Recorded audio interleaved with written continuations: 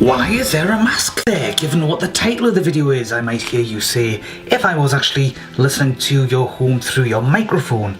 Well, the eagle-eyed amongst you might have noticed over here, I've got my old coloured filters over here as well. My homemade UV, my orange, my red, my green. I haven't bothered making any more. I've even got that green PVC thing that I bought from the shop as well, but I've been there, I couldn't find any more, but I did manage to get this mask. I also managed to get some UV sensitive paint. Spray on stuff. This is red, this is a sort of yellowy colour, this is a green, and this one's a blue.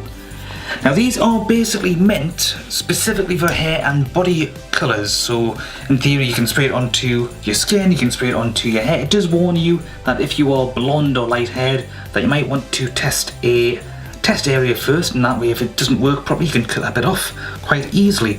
It can actually stain and discolour light hair, so if you've got dark hair like I have, or red hair or brown hair or something like that, you're probably going to be okay because it'll wash out more easily. But blonde hair on the other hand, we could end up looking like that woman just a little, you know, more permanently than you might have wanted. I've got to say, I am thinking of a certain James Bond movie, and with her I am thinking either She-Hulk or Orion Slave Girls. Now the reason I've bought these is because I'm going to play them. I'm going to try spraying them on this mask here. Now it doesn't say anything about ventilation or anything like that, so I'm assuming that they're okay, but it does say to hold them at least 20 centimetres away from whatever it is you're going to be spraying it on. Then, after I've actually done some spraying, I'm going to bring this. You might remember this from my lamp and lights for camping equipment review. This is the most powerful torch I have. Okay?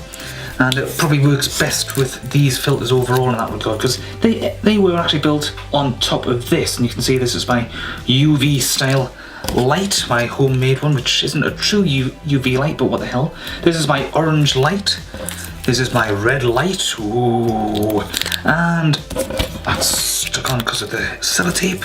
This is my green light, which obviously looks just a bit spooky. Now, like I said, it doesn't say anything about ventilation or anything, but I don't particularly want to get this work surface sprayed on. So I have a bar, and I'm just going to do pretty much anything I like. Let's see, what shall we go for? Oop. That was a lot more, yeah, my middle finger has been sprayed. Didn't really control that very well, did I? I'll give him a...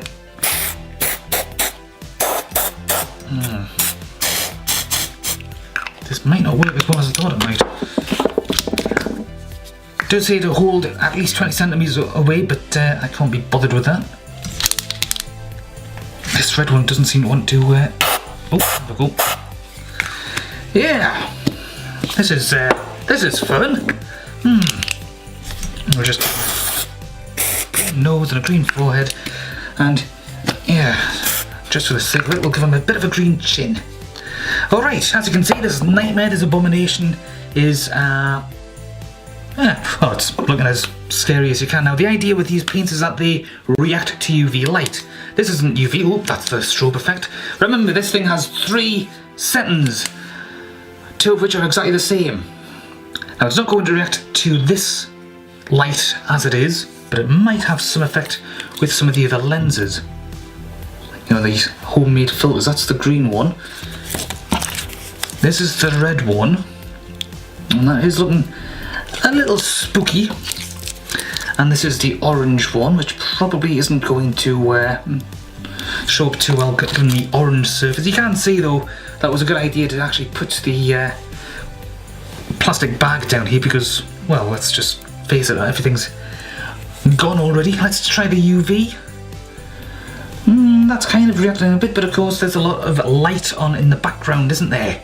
So what am I going to do next? I'm going to do a little bit of a jump cut. It's all so dark.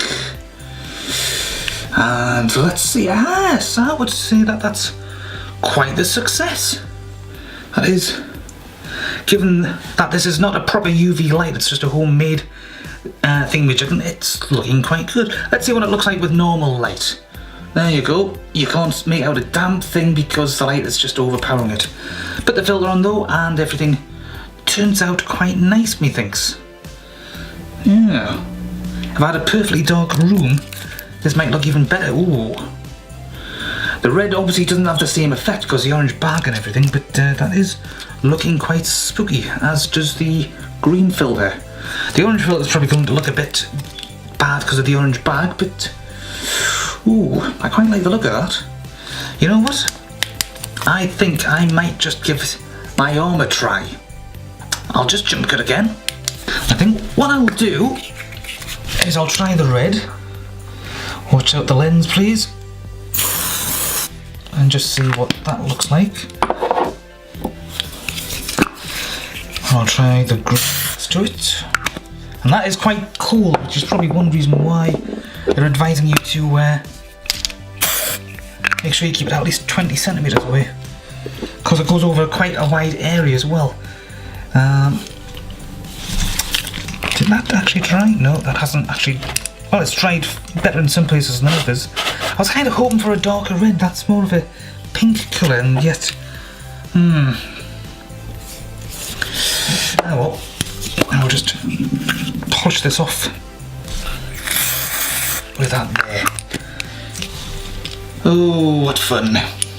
Don't I treat you people right? Right, I'm going to turn the lights off altogether and just try my UV this way. Okay, so here's a UV light on the mask, and let's just see what effect we get. Ooh. If I keep the light ever so slightly off so it's not actually touching my arm, then that does seem to have quite a noticeable effect. You can sort of see the paints form more easily. I'm quite liking the look of that. The green definitely shows up the best. The blue, not so much. And the other one that I put on my wrist here doesn't seem to have much of a reaction at all. But it does seem to work quite nicely, given that this is, after all, a homemade light, and it's not a true UV at all. It does seem to do a fairly decent job. Yeah. I've had a thought. I have this particular strip, and I now have this lamp as well, the one that can blind you that way. If I hold it over like so, does that make any discernible difference? Well, it's kind of reacting, but yeah.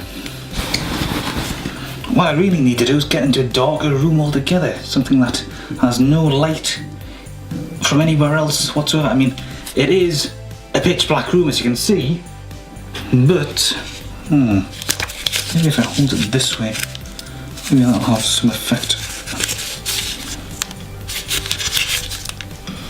Kinda, sort of. Maybe it's the distance that helps as well.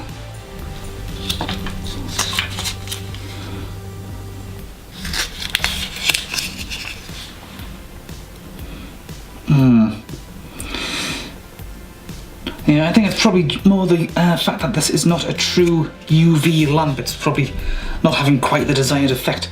But, that said, and all said and done, it's a passable alternative. If you're wanting to do stuff with UV sensitive materials, this can actually help you. This can help you get at least a bit of a practice session in before you actually go and spend a lot of money on something really expensive like a proper UV lamp. Oh well, lessons learned, I think.